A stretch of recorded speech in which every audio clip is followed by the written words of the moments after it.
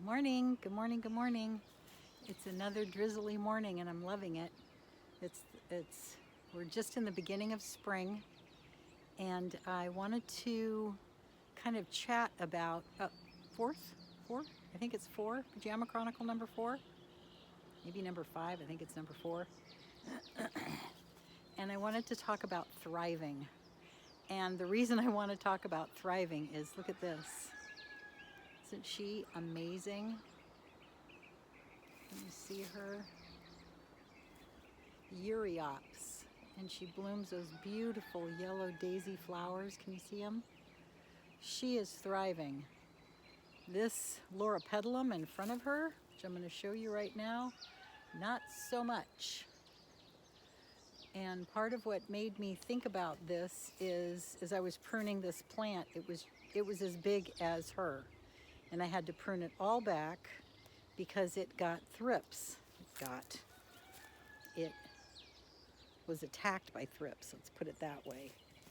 But what I want to show you is when we prune out what's bad and we allow the new, can you see that little new sprout right there? So she will completely flush out again, just like this one here, when she has enough time. And I sprayed her and I raked up the ground because apparently thrips also can overwinter in the ground. So I raked up all the leaves and all the detritus and I bagged it all up and threw it away.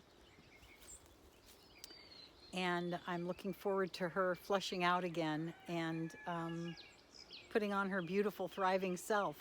So in order to thrive, I was thinking about, we need 5 things. We need air, light, water, nutrition, and environment. And that's not only true of plants, it's also true of us, right?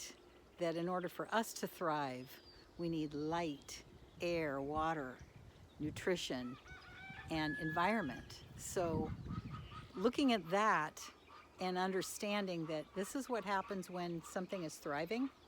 And so our whole beingness, our whole body can feel when it's thriving because it feels calm, it feels centered, it feels like you're getting everything you need, right? From your environment, from the people that you're interacting with, from your thoughts, from your beliefs. You're getting what you need and you're in alignment and attunement with your true nature.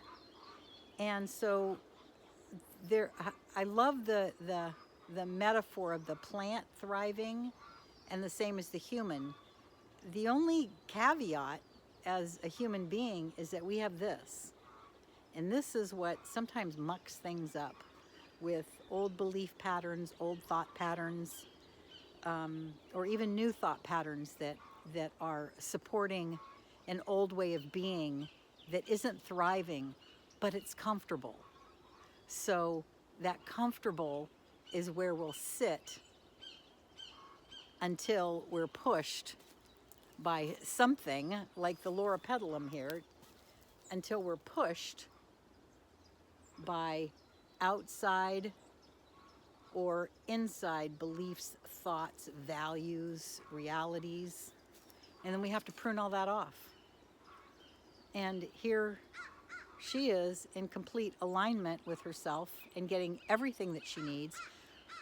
Right light, right water, right air, right nutrients, right environment. And this one here, because of the gophers and also because of the thrips, which I believe came after the gophers. So I think what happened is the gophers channeled underneath her root system, cutting off a lot of her feeder roots, and so therefore stressing her canopy out because it was very large. And then the thrips, they know that. There's like this conversation that plants and animals and bugs and things are having. And it's kind of like our human body too. When we get stressed, it shows up in the weakest part of our body. So the weakest part is their leaf, right? So the thrips get onto the leaf and they suck all the juice out. So they just dry out and then the plant has nothing to photosynthesize with. So this is a perfect time for pruning for her because it's early spring and she's pushing new growth, and this will be the perfect time for her to flush back out again. So it's also, I think, a perfect time for us to flush back out, right? We've been in winter, which has been wonderful, rejuvenation and musing and taking care of ourselves and kind of a little bit more relaxed in nature, just because we're taking a break, right? Taking a break from the last growing season. And so now that spring is here, how do we align ourselves in spring to thrive? So asking ourselves, are we getting enough water? And is it the right water? Is it in the right way? Is it that we're intaking enough, or that we're being around enough? And maybe we're ocean babies, right? Where we love to be by the ocean. I'm a mountain girl. I love mountain water, especially running water, streams. Then there's lakes and waterfalls. There's all different kinds. So what is it that makes you feel like so in tune with yourself? And then the air. Are you getting enough air? Are you breathing deep enough? Are you getting out into nature and getting clean, fresh air, right? And then, are you getting the right nutrition? Are you feeding yourself what your body actually needs? Are you feeding your mind things that enhance it, right? That support it? And then environment. What environment are you in? Are you in a healthy environment? Is it an environment that supports you and that you feel like you can be supportive to others? Or is it detrimental? Does it pull you down? Do you feel depleted? And so all these things are questions that we can ask ourselves to try to fine-tune what it is that we need to thrive, what it is that we need to thrive overall, and what it is that we need to thrive this spring.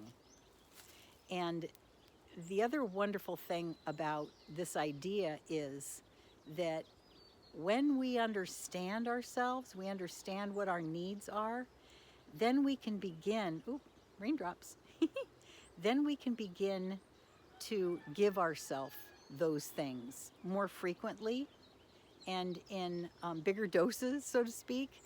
And also the idea of thriving is not an arrival somewhere.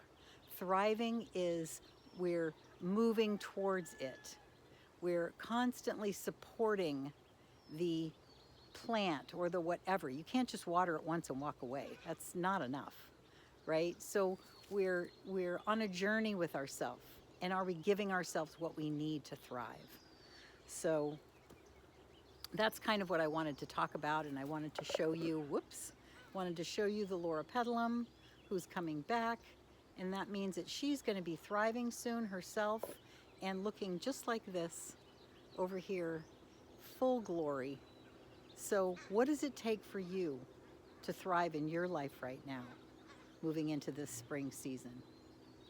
If you're still here, I'm grateful, and yeah, I would love to hear what you think and what you feel and what you believe creates a thriving environment for you and for your plants.